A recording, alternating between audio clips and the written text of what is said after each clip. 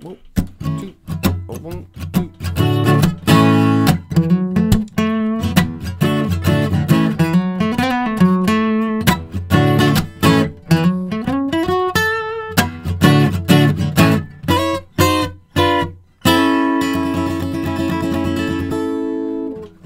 Hey guys, what's up? Lewin here, on assignment with GuitarJams.com. Please don't forget to click that link below to get all the free special features. Click the link, sign the mailing list, you get all the free stuff.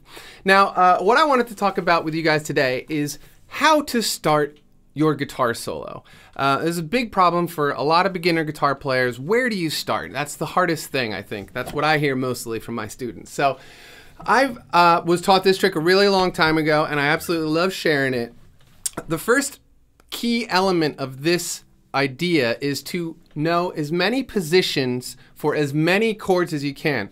That'll make sure that you have a lot of starting points, because what I usually do, or what I teach people to do, is to look at any chord that you're playing.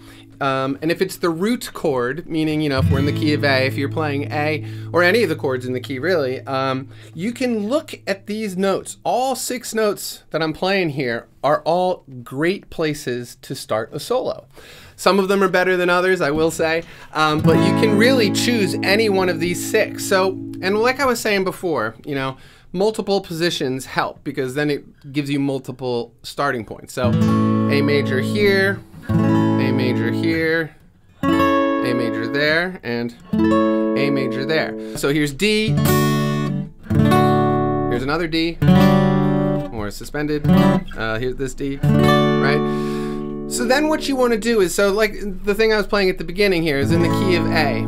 And so what I was doing was going off of this finger right here, my 3rd finger, which is here on E, or the 7th fret of the A string. Right? So that was E. So what I was doing was I would, you know, play the A chord and then slide my 1st finger up to the 7th fret of the A string and then use that as the starting point. So it was like this. Nice and simple little lick. I could do it down here. Right? What about D, for example? So I'm going to do the same idea, and I'm going to go for, off my 3rd finger again, the 5th note of the scale is where I'm actually going to start.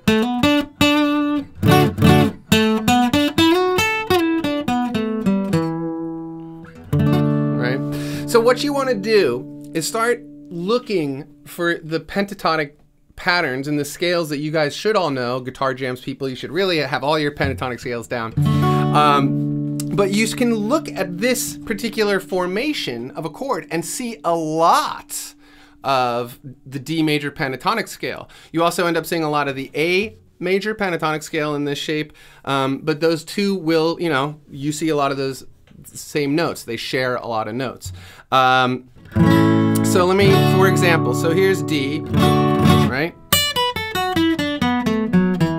Right? So all these notes right here are in D major, right?